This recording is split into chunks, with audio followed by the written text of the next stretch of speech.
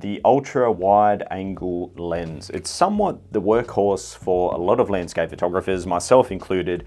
However, this is a very specialized lens, whether it's 12 to 24 mil, 16 to 35, 14 to 24, so on and so forth. These lenses are meant to be used in a very specific way. And from experience, I've just seen through teaching and running workshops, when people first start shooting with an ultra wide, they're really not taking advantage of it and using it accordingly. So in this video, let me give you some tips for using the ultra wide, how you can get the most out of this lens and really give your landscape images a more three-dimensional look. And of course, I want to show you what not to do with this lens as well. All right, let's take a look.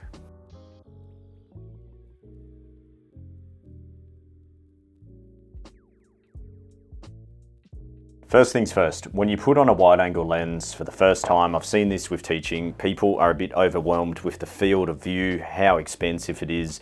And one of the things that you might struggle with is trying to really lead the eye to your subject matter because you're now fitting so much within the frame. And the other thing that you might find is the pincushion effect. Because the glass is rounded, anything in that centralized part of your frame will get pressed further away. So everything will kind of converge in. If you're trying to make a mountain look large and impressive, if it's already quite far away, the wide angle is going to really press it off further into the distance as well. So people kind of struggle with these two things. Let me talk about how I think you should really use a wide angle lens. The benefit of the wide angle is exactly what I mentioned in point number one. Because we can fit so much into the frame, although that can be a weakness if you're not used to that, therein is its strength. It allows us to fit so much in, but how do we do justice to that? How do we make sure that the eye is going to effectively flow to a certain point? Well, one of the biggest and strongest privileges of having these lenses is that it now allows us to absolutely exaggerate what we call the diminishing perspective. This is our opportunity now to really give a three-dimensional feel to our images. And the diminishing perspective is where we are seeing a progression of large shapes getting smaller and smaller and basically rolling on into the distance.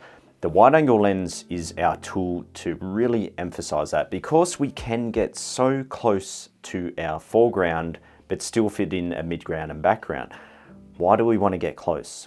Because of that diminishing perspective. When you get very, very close to the foreground, what it's going to do now is start to stretch out those details and really exaggerate the size and width of them. So for example, if you're standing in the middle of the road with a wide angle lens, you're really going to see the lower corners of the road come right through to out of your frame. And then naturally, you're going to see that progress off into the distance, and those parallel lines are just going to get smaller and smaller. If you stand in the middle of the road at 35 mil, you'll notice that the road at your foreground, the lines are almost the same distance apart there. You're not seeing that very dramatic progression of the lines getting in closer. Another way to really break it down is within nature, if you just get close to your foreground, maybe it's some stones, maybe it's a fern, you'll see that the very part getting close to the lens, again, is incredibly wide, it's large and it's detailed. And then very quickly you'll see that drop off and get smaller. So that's the diminishing perspective. That's where we're able to see now that size progression going from big to small. And that's how we pull the eye through the frame. That's how we give a three-dimensional feel and effect. One way you can completely ruin your opportunity to do that is by shooting with a wide angle lens and then just standing far back. If you're doing that, now you won't have that size progression. Everything will look a similar size, as if it's all off in the midground, for example, and it flattens everything out. Start to get close to your subject matter. And when I say close, I'm talking within 1 foot of that foreground. So again, very common, I've seen through teaching, people will get something in their foreground and it might be 3 feet from them. And that's still close for sure. But there is a dramatic difference of 3 feet to 1 foot to even 6 inches. Now, when we get that close, that's where you might have to focus stack and things can get a little bit more technical. But you'll be surprised and you'll see that three-dimensionality compared to standing a few feet further back. So that is my number one tip for using the wide angle. The other tip that I want to talk about as well is adjust your angle. So if you're shooting everything front on, the pin cushion, the problem that you're going to encounter Anything in that center zone now will just look tiny. If you just angle down slightly, you'll start to naturally use the warpage of the lens to lift back up whatever is in that centralized area. So if it's a tree, if it's a mountain, dead center, it'll look very small.